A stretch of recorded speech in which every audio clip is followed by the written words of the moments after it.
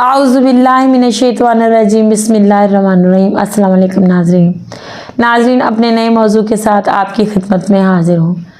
सबसे पहले चैनल को सब्सक्राइब करें, बेल आइकन के बटन को दबाएं ताकि मेरी अगली वीडियो आपको मौसूल हो सके। नाज़रीन, मेरा आज का मौजू जो है वो एक बहुत ही इबरतनाक ख़बर के बारे में है और यकीनन इस माशरे में कोई भी जो गुनाह होता है उस गुनाह का दारो मदार इस्लाम से दूरी, कुरान से दूरी पर होता है। आज का जो वाक़या मैं आपको दिखाऊंगी और उसके मुतल्लिक़ हम गुफ्तगू भी करेंगे, वो भी इस्लाम से दूरी और कुछ इस हिसाब का भी वो वाक़या है कि उसमें जो लोग इस्लाम को जानते हैं, जो लोग इस्लाम को मानते हैं और जो लोग इस्लाम फैलाते हैं, सिखाते हैं, उन पर जब शैतान मुसल्लत होता है तो वो उनसे किस किस्म के गुनाह करवाता है, इस बारे में आज हम गुफ्तगू करेंगे। और उनसे गुनाह क्यों करवाता है, इस्लाम को जानते हुए, उसको पहचानते हुए, अल्लाह पाक के अहकामात को समझते हुए फिर इंसान गुनाह क्यों करता है, इस बारे में हम जानने की कोशिश करेंगे ताकि हम उन नुक्तों को समझ सकें, उन बातों को समझ सकें और कोशिश करें कि हम उन चीज़ों से बचें जहाँ पर इस्लाम की तालीमात पर अमल भी करते हैं हम और अल्लाह के अहकामात का भी इल्म है हमें, फिर भी हम भटक जाते हैं। आज की मेरी वीडियो ये ख़ास है और बहुत ज़्यादा ख़ास है उन माँ बाप के लिए भी जो अपने बच्चों की तरबियत में कहीं झोल रहने देते हैं और बच्चों की तरबियत को इस्लाम के मुताबिक नहीं करते। और आज का प्रोग्राम इसलिए भी ख़ास है कि जब हम सब कुछ मालूम होते हुए भी, अल्लाह के तमाम अहकामात मालूम होते हुए भी, कुरान में हमें किस चीज़ को किस तरह करने का, किस काम को किस वक़्त करने का हुक्म दिया है, जब हम वो हुक्म अदूली करते हैं तो उसके क्या नुकसानात होते हैं, इन सारी बातों के बारे में हम आज तफसील से जानेंगे। इसलिए वीडियो को एंड तक देखिएगा और आप ये समझिएगा, जानिएगा कि हमारे माशरे में जो गुनाह है वो इस कदर क्यों तेज़ी से फैल रहा है, इसकी वजह क्या है। और ये भी हम बताएंगे आपको कि ये जो ज़ना फैल रहा है, फाशी फैल रही है, अगर ये हम बरवक़्त काबू में कर लें, इसका हम सद्देबाब कुरान के मुताबिक करें तो कभी भी ये बुराई ना फैले और उस बुराई के साथ जो बुराइयां पैदा होती हैं वो भी ना हों। इस बारे में आज हम डिटेल से बात करेंगे और वीडियो को देखकर लाइक भी करें, शेयर भी करें ताकि दूसरे लोग भी इस बात को समझ सकें और कोई मेरा भाई बहन जो इस किस्म की बुराई में मुब्तला है वो इबरत हासिल कर सके। आइए सबसे पहले हम वो वीडियो देखते हैं, उसके बारे में हम गुफ्तगू करेंगे। के सबसे बड़े भाई जी मेंबर पे बैठते हैं, वही बैठता हूँ। इमाम मस्जिद है जी, हाफिज कुरान होंगे। जी हाफिज कुरान। अल्लाह की वो पाक किताब जो उसके महबूब पर वो आपके सीने में है, तो रुतबे के हिसाब से तो मुझे आपसे बड़ी इज्जत से बात करनी चाहिए। आप दीन के बहुत करीब हैं, मुझे समझ नहीं आ रही मैं आपसे किस तरह से बात करूं कि आपने सीने में वो पाक किताब हिफ्स करके, उसे याद करके, अपने सीने में उसे दफन करके आपने कत्ल कर दिया। कोई नाख्वानदा शख्स गुनाह कबीरा करता है, गुनाह सगीरा करता है तो हम समझते हैं इसे इल्म नहीं है, सगीरा कबीरा में फ़र्क नहीं पता। तो भाई आप तो दुनिया को दावत देने वाले, आपसे लोग मसला पूछते होंगे आके, कारी साहब मसला बताइए।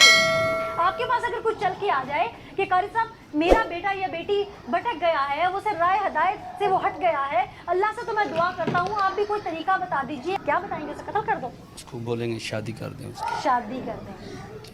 तो अपने बारे में क्यों नहीं ख्याल आया? शादी के बारे में उससे खानदान में करते रहे। खानदान में ज़रूरी था। इमाम मस्जिद थे आपके पास, तो कई आपके शागिर्दकारी भी होंगे जो कि शायद आप उस्ताद थे, उस्ताद की बात ना टालते हों, निकाह कर देते उसका किसी के साथ, डांट डपट करके घर में से रुखसत करते, वो डोली से उतर के भागती, तो मुझे समझ में आता कि शायद पकड़ते पकड़ते उसको कोई ऐसी लग गई कि वो मर गई। आपने क्या किया? अपनी जिम्मेदारी को उतार के उसको बोरी में बंद कर दिया कत्ल करके। अल्लाह पाक ने जिंदगी और मौत का इख्तियार ही तो अपने हाथ में रखा है। इंसान कौन होता है ये इख्तियार लेने वाला? ये अमल सही नहीं है, लेकिन हमें اتنی جذبات کے اوپر ایسا معاملہ ہو گیا کہ بہت زیادہ اس نے پلان کیسے کیا تھا؟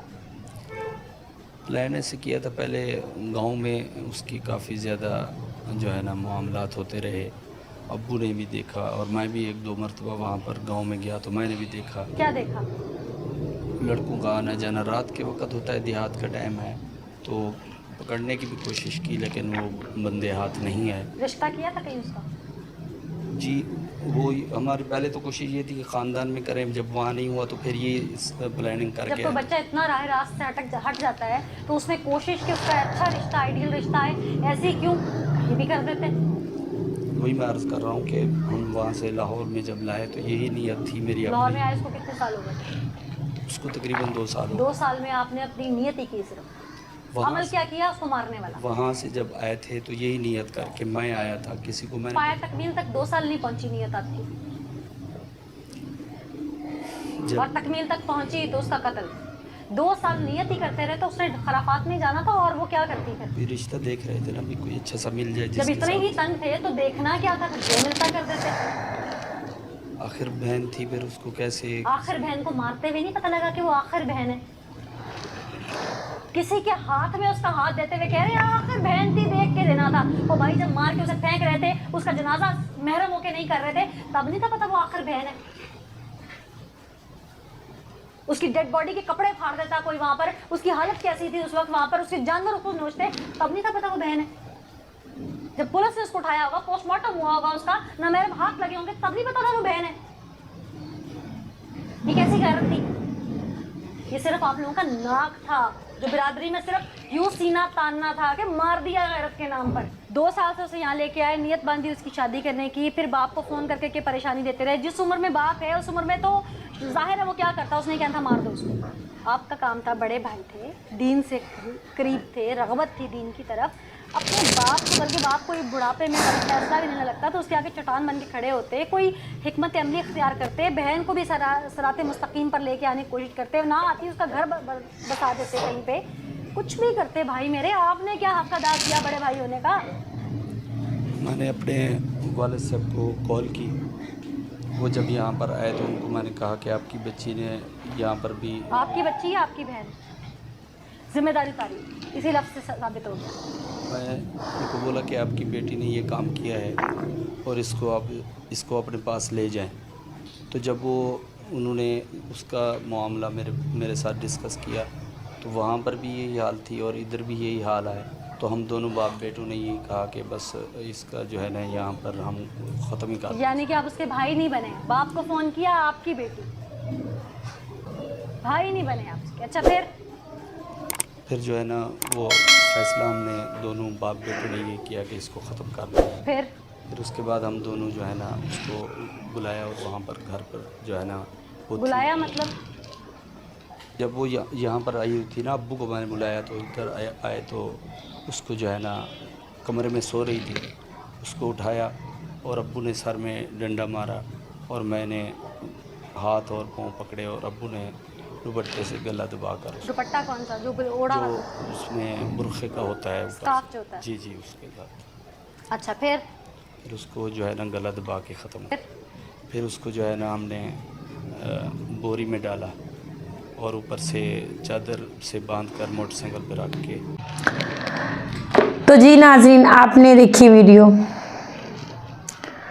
ناظرین، اس میں ایک مظلوم لڑکی کو اس کے اپنے ہی بھائی نے، اپنے ہی باپ نے بے دردی سے قتل کر دیا۔ وہی پرانی کہانی غیرت کے نام پر بدکرداری کا الزام لگا کر اسے موت کے گھاٹ اتار دیا۔ وہ بھائی جس نے اس کی شادی کرنی تھی، جس نے اس کو اس فرض کو ادا کرنا تھا، انہی ہاتھوں سے اس نے، جن ہاتھوں سے اس نے اس کو ڈولی میں بٹھانا تھا، انہی ہاتھوں سے اسے بے دردی سے قتل کر دیا، اور وجہ غیرت۔ ناظرین، اسلام میں عورت کو بہت مقام دیا گیا۔ زمانہ جاہلیت میں بچیوں کو، بیٹیوں کو بے دردی سے قتل کر دیا جاتا تھا، زندہ درکور کر دیا جاتا تھا، تب غیرت کے نام پر نہیں، عزت کے نام پر کہ یہ بڑی ہو کر ہم پر کوئی داغ نہ لگے یا یہ ہم پر بوجھ بنے گی، اس لیے بیٹیوں کو درگور کر دیا جاتا تھا، دفن کر دیا جاتا تھا۔ اور ہم آج کے دور میں جب بیٹھ کر یہ بات کرتے ہیں کہ زمانہ جاہلیت میں اس طرح ہوتا تھا تو ہم غلط بات کرتے ہیں، کیونکہ ہمیں یہ نہیں کہنا چاہیے کہ زمانہ جاہلیت میں اس طرح ہوتا تھا یا اسلام کے آنے سے پہلے اس طرح ہوتا تھا۔ اب تو صورتحال اس سے بالکل مختلف بلکہ زیادہ شدت اختیار کر گئی ہے۔ اب تو ہمیں یہ کہنا چاہیے کہ زمانہ جاہلیت میں اس طرح ہوتا ہے، کیونکہ زمانہ جاہلیت اب بھی ہے، اس کے طریقے چینج ہو گئے ہیں، اس کے کردار چینج ہو گئے ہیں۔ طریقے چینج کس طرح سے ہو گئے ہیں کہ پہلے بچیوں کو کم عمری میں پیدا ہوتے ہی چھوٹی عمر میں دفن کر دیا جاتا تھا، اب ان بچیوں کی پرورش کی جاتی ہے، انہیں پالا جاتا ہے، بہن بھائی ایک ساتھ کھیلتے ہیں، پڑھتے ہیں، پرورش پاتے ہیں، اور پھر ان کو غیرت کے نام پر قتل کر دیا جاتا ہے۔ کردار کس طرح سے چینج ہو گئے ہیں کہ پہلے مارنے والے جو تھے وہ غیر مسلم تھے، اللہ کو نہیں مانتے تھے، اسلام کو نہیں مانتے تھے۔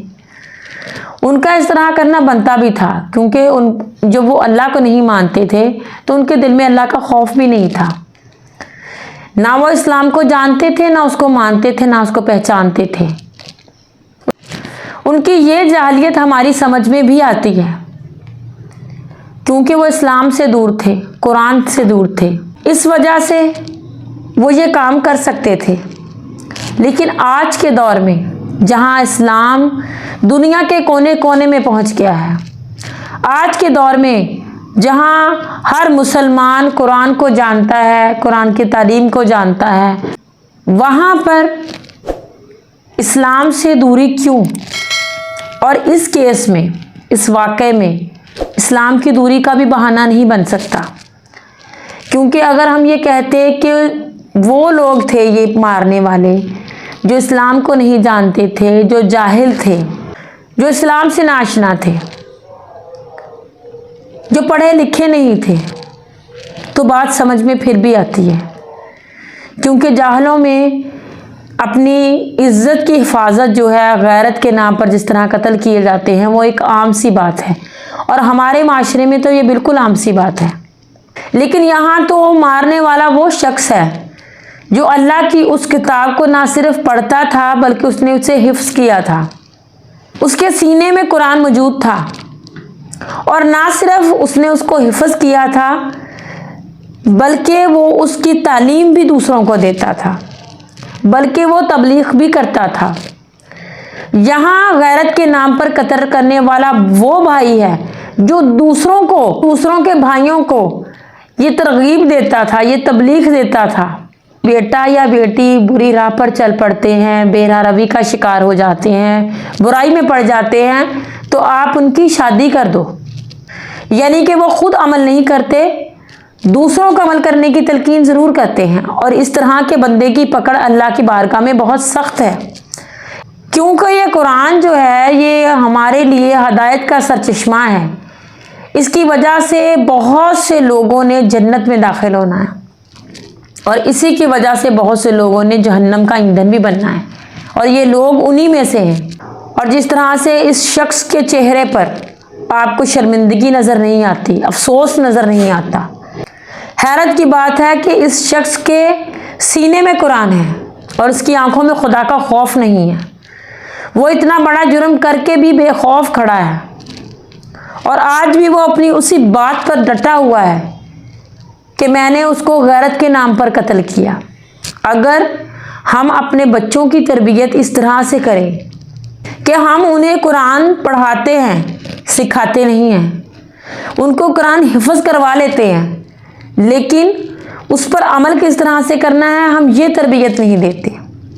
اور اس شخص کا بھی یہی بات ہے، اس شخص کا بھی یہی قصہ ہے کہ وہ قرآن کو پڑھ تو گیا لیکن اس کے سینے میں قرآن دفن ہے، جسے کہتے ہیں دفن ہے، یعنی کہ کیا، اس نے اسے پڑھا اور پڑھ کے اپنے سینے میں دفن کر دیا، اب وہ اس عمل سے مبرہ ہے۔ اتنی جاہلیت اتنی جاہلیت تو جو قرآن پاک پڑھے ہی نہیں ہوئے، ایک لفظ قرآن کا نہیں پڑھے، اتنی جاہلیت تو ان لوگوں میں ہونی چاہیے۔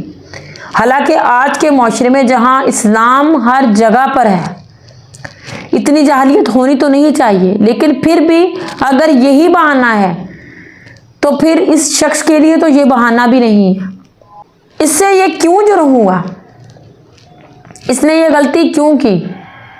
اس نے یہ غلطی اس لیے کی کیونکہ اس نے قرآن کو پڑھا، لیکن اس نے قرآن کو سمجھا نہیں۔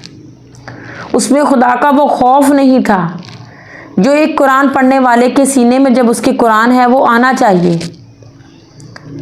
اس کا ایمان اب بھی کچا تھا، اور وہ کتاب جو اللہ کے پیارے نبی حضرت محمد صلی اللہ علیہ وسلم پر نازل کی گئی، جو کتاب اس شخص نے حفظ کی، جس کی تعلیم یہ بچوں کو دیتا تھا، جس کے پیچھے پتہ نہیں کتنے لوگ روز کی نماز پڑھتے تھے، جو خطبوں میں اللہ پاک کی وحدانیت کا ذکر کرتا ہوگا، جو اپنی ہر بات میں، اپنی ہر کردار میں یہ ظاہر کرنے کی کوشش کرتا ہوگا کہ میں اسلام کو جاننے والا ہوں اور میں تبلیغ کر رہا ہوں لوگوں کی، وہ شخص اپنی اسی علم کی وجہ سے شیطان کے بہکاوے میں آ گیا، کیونکہ اس کو غرور تھا اس بات کا کہ میرے پاس علم ہے تو میں ہر چیز سے مبرہ ہوں، تو شیطان اس پر حاوی ہو گیا، اس نے اس سے وہ کام کروا لیا جو کہ آج اس کے لیے ذلت کا باعث ہے۔ سب سے پہلے ہمیں یہ سمجھنا ہے کہ جب ہم انسان کوئی بھی کسی بھی قسم کی مذہب کی تعلیم لیتا ہے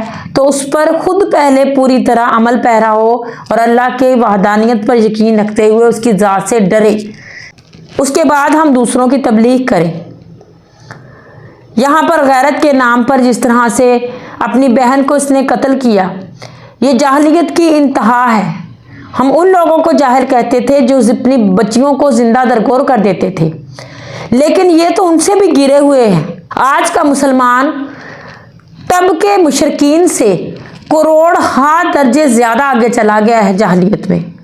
یہ وہ لوگ ہیں جو اللہ کو مانتے ہیں، جو اللہ کے رسول کو مانتے ہیں، جو اس کی کتاب پر یقین رکھتے ہیں، جو اس کی کتاب پڑھتے اور پڑھاتے ہیں۔ میرے بھائیوں اور بہنوں، آپ اس واقعے سے عبرت حاصل کریں۔ اس واقعے سے ہمیں یہ سبق ملتا ہے کہ ہم اپنے بچوں کی تربیت اچھی طرح سے کریں، ان کو اسلام سے دور نہ رہنے دیں اور انہیں اللہ کا خوف دلائیں۔ جب اللہ کا خوف ہمارے دل میں ہوگا تو ہم کوئی بھی برا قدم نہیں اٹھا سکتے۔ اس کی بہن نے اگر اس طرح کی کوئی غلطی کی تھی، واللہ عالم یہ اپنی بات میں سچا ہے یا جھوٹا ہے یہ تو اللہ ہی جانتا ہے، وہ دنیا سے چلی گئی ہے، اس پر بات کرنا بنتی نہیں ہے، لیکن اگر اس میں کوئی اس طرح کی برائی پیدا بھی ہو گئی تھی تو اس کی برائی کو پیدا ہونے کیوں دیا گیا؟ اسلام نے ہمیں بتایا ہے کہ جب بچہ اور بچی بالغ ہو جاتی ہے، وہ کوئی کام اس طرح کا نہیں کر رہی، وہ کوئی پڑھ نہیں رہی، آپ کو اس طرح کی کوئی مجبوری نہیں ہے، تو آپ اس کی شادی جو ہے اس کے بالغ ہوتے ہی کر دیں۔ یہ کیوں حکم دیا گیا؟ کیونکہ اسلام جانتا ہے، کیونکہ اللہ پاک حکمت والا ہے اور اسے پتہ ہے کہ یہ کام کب اور کس وقت پر ہونا ٹھیک ہے، لیکن جب ہم اس کے احکامات پر عمل نہیں کرتے تو پھر اس طرح کی برائیاں تبھی جنم لیتی ہیں۔ اللہ پاک نے اس کا حل ہمیں سیدھا سا بتایا ہے کہ ہم نکاح کریں، کیونکہ نکاح جو ہے وہ وحشی، بے راہ روی، زنا سے بچاتا ہے، ہزارہاں ہماری جسمانی اور ہزارہاں ہماری قلبی بیماریوں سے ہمیں بچاتا ہے، ہمارے نفس کو سنبھالتا ہے، ہمارے نفس کو باندھ دیتا ہے۔ تو نکاح اللہ پاک نے اسی لیے ہم پر فرض کیا ہے کہ ہم برائیوں سے بچیں، اور جب ہم اس کی حکم عدولی کرتے ہیں تو اس طرح کے واقعات جو ہیں وہ پھر جنم لیتے ہیں، اور اللہ پاک اس طرح کے لوگوں کو بھی ہدایت دے جو کہ اللہ پاک کے تمام حکموں کو سمجھتے ہیں، ان کو پڑھتے ہیں، دوسروں کو بتاتے ہیں، لیکن خود اس چیز سے بالکل دور ہیں اور اللہ کا خوف ان کے دل میں بالکل بھی نہیں ہے۔